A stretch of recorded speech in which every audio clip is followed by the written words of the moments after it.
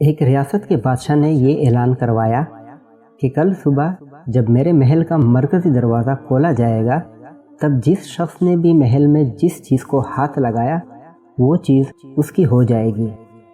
اس اعلان کو سن کر سب لوگ آپس میں بات چیت کرنے لگے کہ میں تو سب سے قیمتی چیز کو ہاتھ لگاؤں گا۔ کچھ لوگ کہنے لگے میں تو سونے کو ہاتھ لگاؤں گا، کچھ لوگ چاندی تو کچھ لوگ قیمتی زیورات کو، کچھ لوگ گھوڑوں کو تو کچھ لوگ ہاتھی دودھ دینے والی گائے کو ہاتھ لگانے کی بات کر رہے تھے۔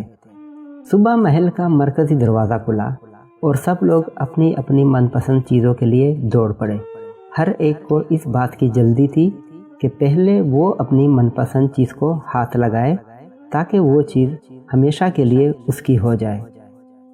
بادشاہ اپنی جگہ پر بیٹھا سب کو دیکھ رہا تھا اور اپنے آس پاس ہو رہی بھاگ دوڑ کو دیکھ کر مسکرا رہا تھا۔ اسی وقت اس بھیڑ میں ایک شخص بادشاہ کی طرف بڑھنے لگا اور آہستہ آہستہ چلتا ہوا بادشاہ کے پاس پہنچ کر اس نے بادشاہ کو چھو لیا۔ بادشاہ کو ہاتھ لگاتے ہی بادشاہ اس کا ہو گیا اور بادشاہ کی ہر چیز بھی اس کی ہو گئی۔ جس طرح بادشاہ نے ان لوگوں کو کچھ پانے کا موقع دیا اور ان لوگوں نے چھوٹی موٹی چیزوں کو پانے کی غلطیاں کی، ٹھیک اسی طرح ساری دنیا کا مالک بھی ہم کو ہر روز موقع دیتا ہے، لیکن افسوس ہم عقل کے اندھے لوگ بھی ہر روز غلطیاں کرتے ہیں۔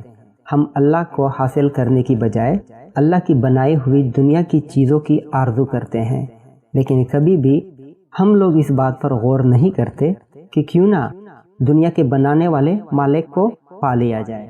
اگر مالک ہمارا ہو گیا تو اس کی بنائی ہوئی ہر چیز بھی ہماری ہو جائے گی۔